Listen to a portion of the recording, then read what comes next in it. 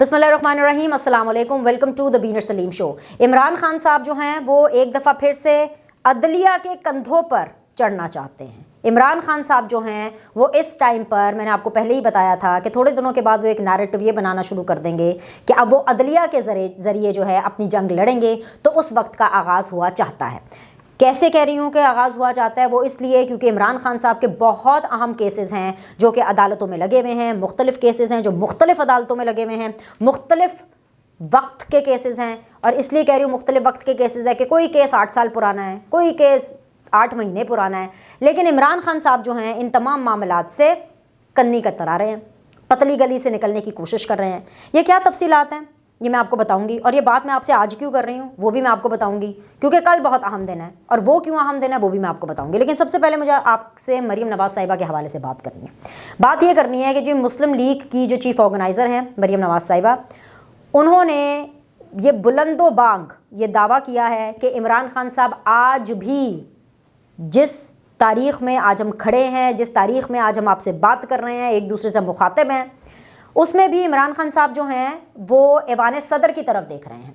वो देख रहे हैं कि जी जो ऐवान सदर है वो किसी ना किसी तरह आर्मी चीफ साहब से उनकी कोई मुलाकात करा दे, कोई उनकी मीटिंग अरेंज हो जाए, तो इमरान खान साहब ने जो बातें इस्टेब्लिशमेंट के ख़िलाफ़ की हैं वो फ़ौरन उससे दोबारा मुकर जाएंगे। इसमें तो कोई नई बात है ही नहीं।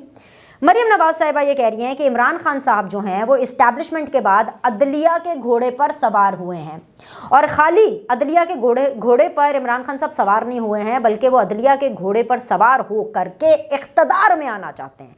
यानी कि पहले इमरान खान साहब ने इस्टेब्लिशमेंट का इस्तेमाल किया और अब वो अदलिया का इस्तेमाल कर रहे हैं। इसके अलावा मरीम नवाज़ ये सवाल पूछ रही हैं, वो भी सरापा सवाल है। मरीम नवाज़ ये सवाल पूछ रही हैं कि भाई अगर जनरल बाजवा सुपर किंग हैं या थे तो भाई इमरान खान साहब आप क्या थे? यानी कि इमरान खान साहब क्या आप उनके मुलाजिम थे?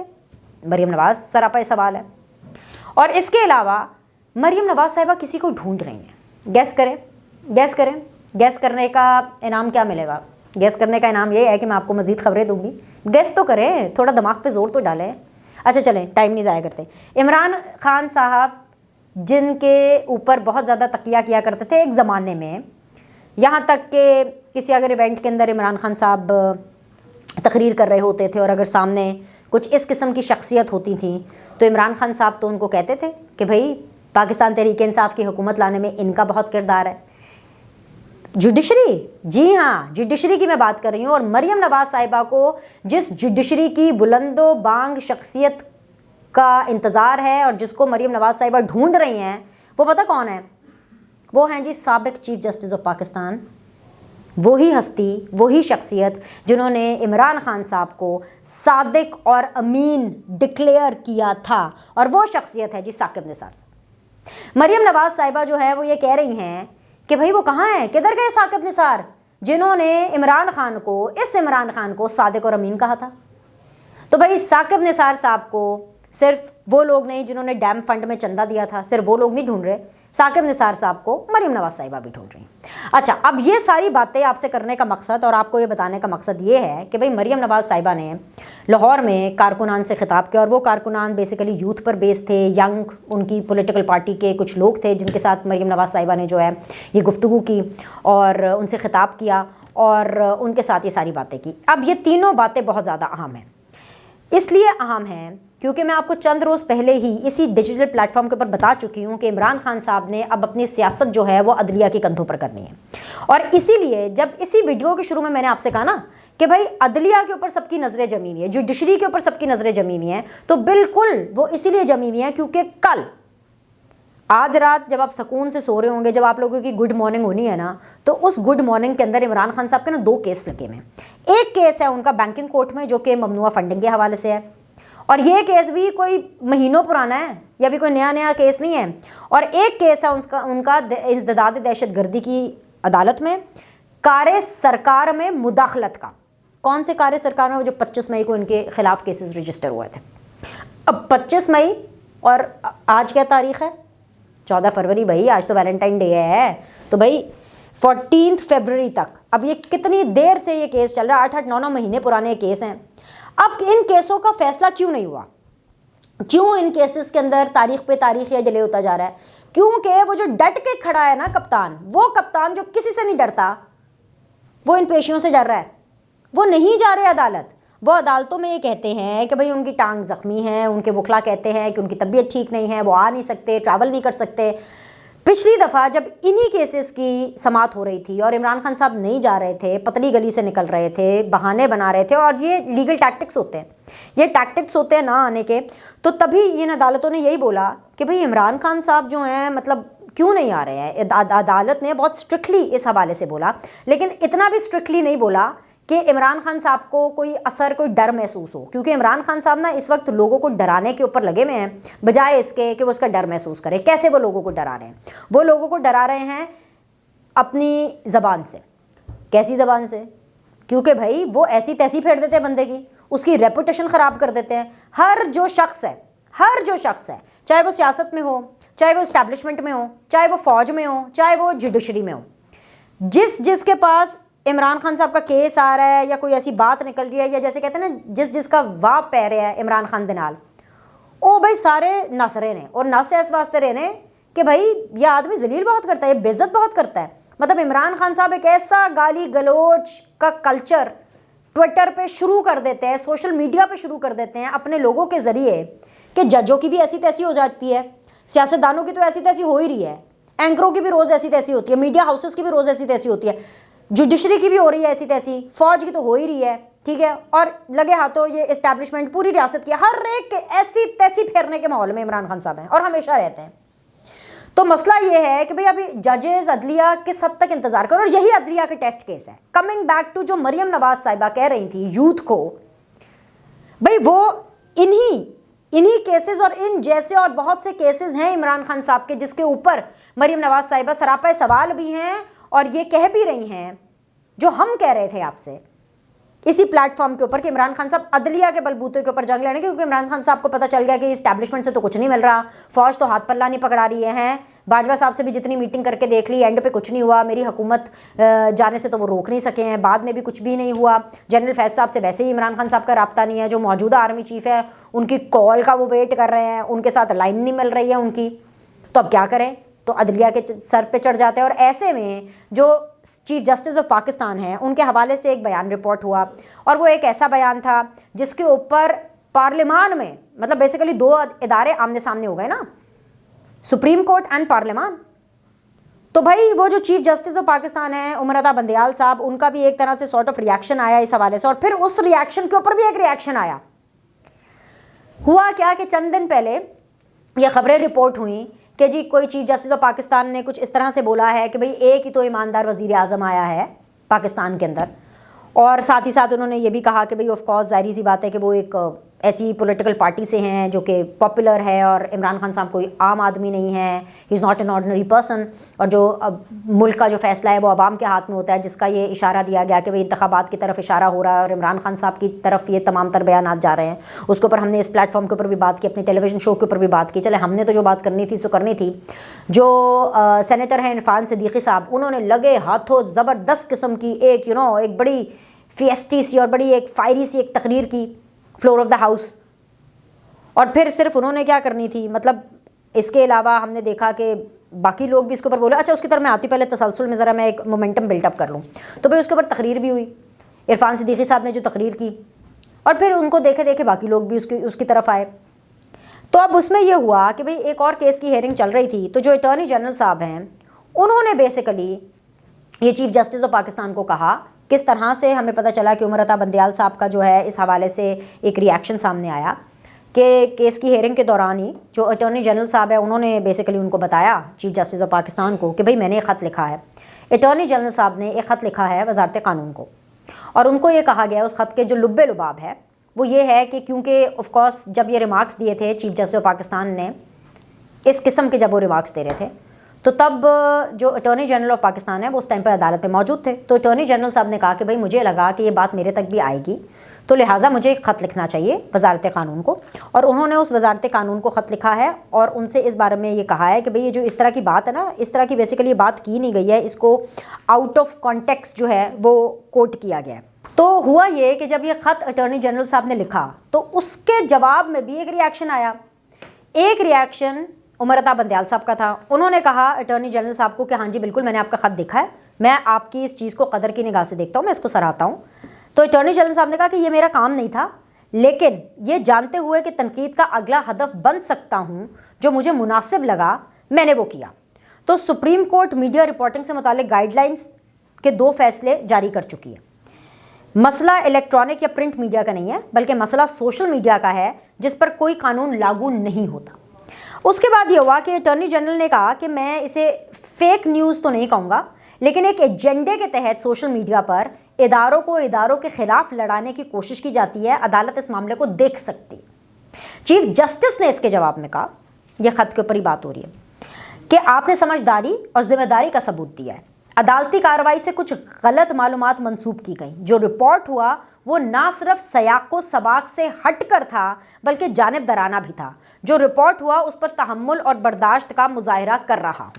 अब ये जब रिएक्शन आया उमर अता बंदयाल साहब का, जिसके अंदर उन्होंने कहा जी मैं बड़े तहम्मुल और बर्दाश्त से देख रहा हूँ, और जब ख़त पहुँचा वजारत कानून को, आज़म नज़ीर तारड़ साहब को, तो बस सेनेट के अंदर तो एक वावेला मचा हुआ था। पहले हमने देखा कि इरफान सिद्दीकी साहब जो हैं चीफ जस्टिस ऑफ पाकिस्तान के इन रिमार्क्स के ऊपर 3-4 रोज़ पहले एक धुआंधार सी तकरीर की, और फिर हमने देखा कि अब सेनेटर रज़ा रबानी साहब ने अटॉर्नी जनरल के ख़त के ऊपर ऐवान में एहतजाज किया। वफाकी वज़ीर कानून आज़म नज़ीर तारड़ ने वजाहत करते हुए कहा कि भाई अटॉर्नी जनरल ने इसलिए वजाहत की है कि उन्होंने कहा था कि मैं सुप्रीम कोर्ट में मौजूद था, तो चीफ जस्टिस ने एक वज़ीर आज़म के ईमानदार होने के रिमार्क्स नहीं दिए। चीफ जस्टिस के रिमार्क्स को सोशल मीडिया पर सयाको सबाक से हटकर पेश किया गया है। तो रज़ा रबानी साहब ने कहा कि भाई अटॉर्नी जनरल अगर पार्लियामेंट और जुडिशरी के इतने हामी हैं, तो जब अदालत की तरफ से पार्लियामेंट पर हमला किया जाता है तो अटॉर्नी जनरल को अदालत में पार्लियामेंट का दिफा करना चाहिए। होता क्या है कि जब ये तकरीरें होती हैं ना पार्लियामेंट पे, यानी फ्लोर ऑफ द हाउस में, सेनेट में, नेशनल असेंबली में, अगर आप कोई भी तकरीर करें, what ever you can say it on the floor, parliament में और सेनेट में लोग को डर नहीं लगता। बहुत खौफनाक किस्म की तकरीर भी होती हैं। ऐसी तकरीरें खौफनाक मैं इसलिए कह रही हूँ क्योंकि उनमें बहुत ज़्यादा सच होता है, जैसे फ़ौज से रिलेटेड, एस्टैब्लिशमेंट से रिलेटेड, बलूचिस्तान क्योंकि असल में नो गो एरिया टाइप ही है, क्योंकि वहाँ पर जो चल रहा होता है, जो मीडिया कवरेज है, वो ज़ाहिरी सी बात है फ़ौज के बगैर नहीं हो सकती, और बहुत सी ऐसी बातें। तो ऐसी तमाम बातें सेनेट में, पार्लियामान में, फ्लोर ऑफ द हाउस होती हैं, तकरीरें की जाती हैं। नॉर्मली अगर आप अदालत पे बात करें, जैसे फॉर एग्जांपल जो तकरीर इरफान सिद्दीकी साहब ने की, या जब कोई इस तरह की टफ सख्त किस्म की तकारीर होती हैं जुडिशरी के हवाले से, अगर वो नॉर्मल जगहों पे हों तो ऑब्वियसली कंटेम्प्ट का नोटिस बनता है। लेकिन क्योंकि फ्लोर ऑफ द हाउस जो तकरीरें होती हैं उनके ऊपर कंटेम्प्ट भी नहीं होता, नहीं लग सकता, बिकॉज ये ऐसा फॉरम है। यही तो कहते हैं ना, यही तो ताकत है पार्लियामान की। तो रज़ा रबानी साहब, उनकी जमहूरियत के लिए बहुत ज़्यादा खिदमत है, 18वीं तरमीम के लिए तो उन्होंने बहुत ही ज़्यादा काम किया है। तो रज़ा रबानी साहब, फ़रतुल्लाह बाबर साहब, अच्छा फ़रतुल्लाह बाबर साहब का मैं इसलिए नाम दे रही हूँ, और साथ ही साथ मैं ताज हैदर साहब का भी नाम लूँगी, क्योंकि फ़रतुल्लाह बाबर साहब ने भी ट्विटर के ऊपर इसका सख्त किस्म का रद्द-ए-अमल दिया, ठीक है, इसी पूरे मामले का। 2-3 दिनों से मामला चल रहा है। मतलब चीफ जस्टिस ऑफ पाकिस्तान जो उमर अता बंदयाल साहब है, बहुत समझदार हैं, सब कुछ है, चीफ जस्टिस हैं, सुप्रीम कोर्ट की रिप्रेजेंटेशन है, मतलब वो खुद सुप्रीम कोर्ट है, वो जो कह दें बस वो सुप्रीम कोर्ट है, एंड ऑफ स्टोरी। तो भाई ये जो अटॉर्नी जनरल साहब जो चिट्ठी लिख रहे हैं, अगर ये बयान आउट ऑफ कॉन्टेक्स्ट था, जो कि होगा ऑफ कोर्स, अगर कहा जा रहा है कि आउट ऑफ कॉन्टेक्स्ट था, तो भाई ये सीधी तरह जो PRO है, या सीधी तरह एक प्रेस रिलीज़ जारी करते, या सीधी तरह एक एलामिया जारी करते जो पार्लियामेंट में भी जाता और जो उसके बाद मीडिया के लोगों को भी जाता, सोशल मीडिया पर भी जाता। एक एलामिया होता है जिसके लिखा होता है कि भाई चीफ जस्टिस साहब ने ऐसे रिमार्क्स नहीं दिए, या ये नहीं कहा, या ये बात सयाको सवाक से हटे। वो तमाम बातें जो अटॉर्नी जनरल साहब अपने ख़त में लिख रहे हैं, वजारत कानून को लिख रहे हैं, जिसको रज़ा रबानी साहब ने एक तरह से एक अटैक समझा कि भाई ये पार्लियामान की जो आज़ादी है, जो पार्लियामान की जमहूरियत है, उसको सल्ब करने की कोशिश की गई है। How can an attorney general write a letter एक तकरीर के ऊपर जो कि एक रिएक्शन में है। तो भाई एक रिमार्क्स हुए, उसके जवाब में उमर अता बंदयाल साहब ने बेसिकली अटॉर्नी जनरल के ख़त के बाद एक रिएक्शन दिया, इसको भी 3 दिन लग गए, और फिर उस रिएक्शन के ऊपर एक रिएक्शन आया रज़ा रबानी साहब का, फ़रतुल्लाह बाबर साहब का। ताज हैदर साहब का मैं इसलिए जिक्र करी थी क्योंकि जब इरफान सिद्दीकी साहब तकरीर कर रहे थे, और जब उन्होंने पूछा कि भाई इस तरह की कोई बात, उन्होंने जब इरफान सिद्दीकी साहब ने की कि भाई हम तो नहीं कहते, या हम अगर ये कहें कि जी एक ही मुल्क के अंदर चीफ जस्टिस आया है जो कि ठीक है, तो इसके ऊपर पीछे से ताज हैदर साहब बैठे हुए थे उन्होंने लुकमा दिया, उन्होंने कहा एक भी नहीं आया। आप समझ रहे हैं? तो काफ़ी इसके ऊपर रिएक्शन आया।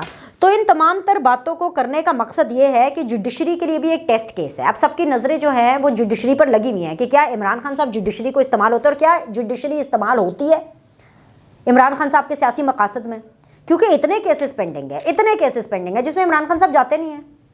अब मरियम नवाज़ भी कोई ऑर्डिनरी पर्सन नहीं है, एक बड़ी पॉलिटिकल पार्टी की चीफ ऑर्गेनाइजर है। अगर वो इस तरह के सवाल उठा रही हैं कि पहले एस्टैब्लिशमेंट था मोहरा, अब अदलिया के कंधे हैं, तो ऐसे तो नहीं चलेगा बिल्कुल। वैसे अब देखें ना, जैसे खबरें आ रही हैं, मैं वही आपको बता रही हूँ ना, फिर क्या होता है कि जब टेन्योर ख़त्म हो जाते हैं, अब जैसे आर्मी चीफ साहब जनरल बाजवा साहब का टेन्योर ख़त्म हो गया, तो जनरल बाजवा साहब का लाइमलाइट में रहने का वो जो नशा है ना, वो अभी तक नहीं उतरा। वो उनको लग रहा है कि जी मैं अभी भी आर्मी चीफ हूँ, अभी भी मेरी हर वक्त हेडलाइन चलेगी और अभी भी मेरे बारे में बहुत ही मोहतात अंदाज में बातें होंगी।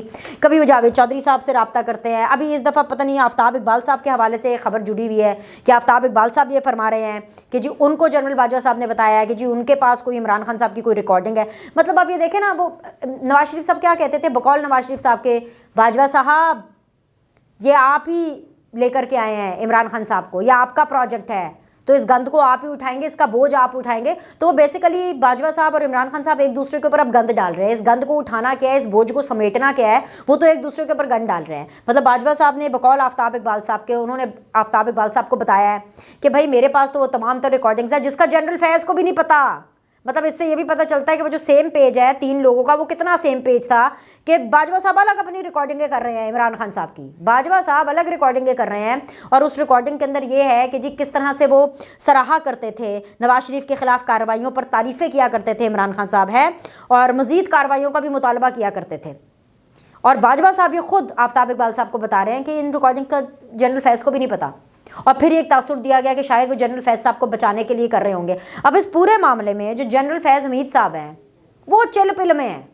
पता चले अंदरों जनरल फैज़ साहब इस सर फड़ के बैठे हो उनके, यार ये जो हमारा 3 लोगों का ट्राइका था और जो सेम पेज था वो तो सेम रहा ही नहीं। बाजवा साहब अलग रिकॉर्डिंग कर रहे हैं, फैज़ साहब की रिकॉर्डिंग की तो पूरी पूरी दास्तानें हैं, आपको तो पता है ना। और इमरान खान साहब जो कि इस रिकॉर्डिंग के हमेशा से महवर रहे हैं, वो हीरो रहे हैं, इन रिकॉर्डिंग्स की भी हीरो रहे हैं, अभी भी हीरो रहे हैं। तो कहने का मतलब ये है कि पहले इमरान खान साहब जब वज़ीर आज़म थे और बाजवा साहब आर्मी चीफ थे, तो इमरान खान साहब 22वें ग्रेड के अफसर से उनकी कम पे टांगती थी। और अब क्योंकि बाजवा साहब आर्मी चीफ नहीं रहे, वो रिटायर होकर बैग पैक घर चले गए, तो अब वो इमरान खान साहब से डर रहे हैं और बाजवा साहब की कम पे टांग रही हैं इमरान खान साहब से, क्योंकि भाई ट्रेंड्स बने हुए ना। बाजवा साहब की ऐसी तैसी फेरी हुई है हर जगह पे पाकिस्तान तहरीक इंसाफ वालों ने। मतलब इतना बुरा तो पीटीआई ने फ़ौज के साथ किया है, जनरल बाजवा के साथ किया है, कितना बुरा तो तारीख में किसी सियासतदान ने क्रिटिसिज्म की बेस के ऊपर नहीं किया होगा, क्योंकि क्रिटिसिज्म नहीं तो गाली गलोच पर उतरे में। तो भैया अब क्योंकि बाजवा साहब is retired now and now he is an ordinary person, मतलब खैर ठीक है अभी भी वो इतने ऑर्डिनरी नहीं है जितना एक आम ऑर्डिनरी पाकिस्तानी होता है।